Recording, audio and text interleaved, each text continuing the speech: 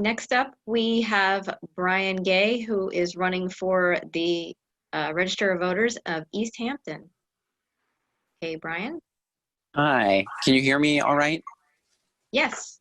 Okay, perfect. Just mic check. So good evening, everyone. Thank you to the Green Party of Connecticut for hosting this tonight. And then also thank you to my fellow candidates who've been here presenting and sharing about their campaigns and then also listening. So just trying to keep it as brief as possible. By way of introduction, who am I? My name is Brian Gay. I grew up in Massachusetts, outside of Boston, about halfway between Boston and Providence.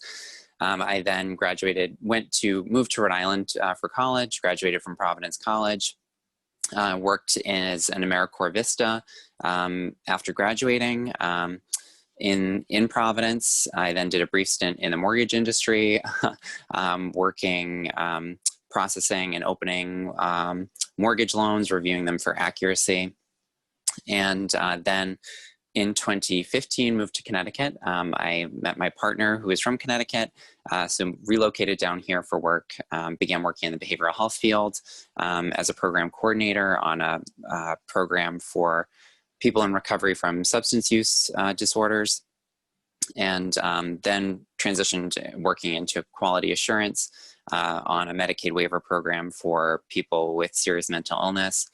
And I now still continue to work in quality assurance now at a hospital, a psychiatric hospital in the area, doing quality assurance there. And that's going to segue into why I'm running for the office that I'm running for. So then to answer why green, so why am I running green? So I first learned about the Greens in 2012. I was very disillusioned with the two major parties. I had just come out recently before that. And felt very unrepresented by the 2008 candidates. Speaking of debates like last night, really felt that my community was being treated just as an issue and not as people, and felt very left out of the conversation. So I was really frustrated and was really focused on LGBT activism at that time and the fight for marriage equality. And that's kind of what I spent my time on after graduating and while I was a student.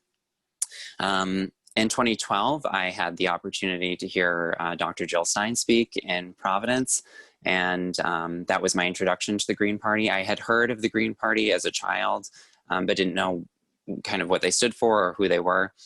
So hearing her speak, I was amazed by what I heard from her and the kind of truth that she was speaking, and not the usual baloney that you hear from the two major parties. So that really won me over. The more research I did on her and her background, and then also just the party in general, it really spoke to my values and represented the sort of issues that I cared about. So was, kind of converted right there and then. So flash forward to 2016, and I ran didn't run, but I applied to be a Justice of the Peace here in my town of East Hampton as a Green, after learning that can help kind of support the Green Party. In 2018, I was approached by the state party to run for Registrar of Voters, which I did, and learned a lot in the process about running and what registers of voters do, and that it's a process that's actually controlled by the major parties here in Connecticut. And yeah, so in 2020, I learned that I had secured ballot access for East Hampton for Registrar of Voters for East Hampton. And as those of us on the call know that are involved in this work, it's really hard to secure ballot lines as Greens. So wanted to do what I could to help maintain the ballot line here in town. So for why Register of Voters, as I mentioned, I wanted to keep the ballot line. Also, it's just a matter of fairness for me. So to give you some numbers, 42% of voters in Connecticut in 2018 were unaffiliated. And that's more than the 36 or 37% that were registered Democrats, and more than the just over 21% that are registered Republicans. So 42%, the largest group, are unaffiliated or minor parties. Despite that fact, the registrars in the state are controlled by the two major parties. They're guaranteed a spot. They don't have to run someone. They don't have to get any votes in the election, and they are guaranteed two paid positions for each and every town in the state. Meanwhile, the 42% of voters who don't belong to those two parties are not represented.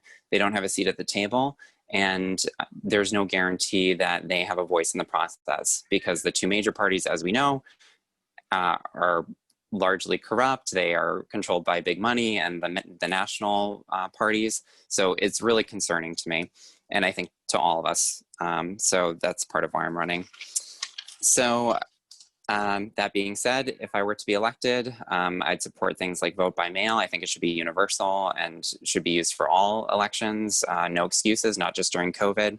Ranked choice voting, that's a way to open up the voting process to include everyone, where you can rank your votes. You don't have to worry about spoiling the election because you vote for someone who's not a Democrat or Republican.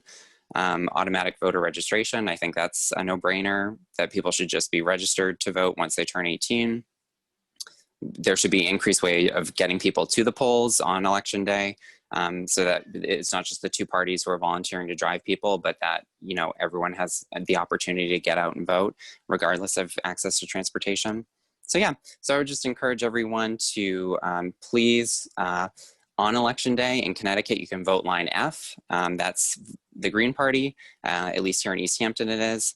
When you vote green, it is a way to demonstrate your values to those who keep track of our elections. All of this data is collected and reviewed. Like I said, I've worked in data, I do quality assurance. It's a referendum every time we vote to kind of let people know, those in power know what we believe and what, you know, what our values are. So your candidate may not win, but it goes on record that you voted. Also, depending on how many votes we get, it determines our ballot access. That's hugely important. It can determine funding. 5% at the federal level gets us access to federal funds, makes us an official minor party at the federal level. And like I said, at the local level and state level, it determines funding, ballot access, and other issues as well. So I'd encourage you to vote green, and I'd be happy to take any questions that people have in the chat. Thank you. Thank you. And thank you so much for all that information. We've actually really needed that to know that we're on line F too. Thank you.